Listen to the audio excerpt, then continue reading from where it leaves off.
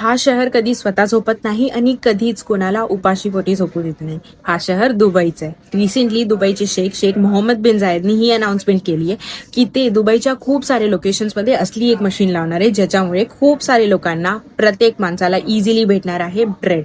याला योगायोग बोलत नाही, याला बोलतात bread for all. Just one tap आणि तुम्हाला भेटणार आहे fresh bread, fresh biryani, free of cost.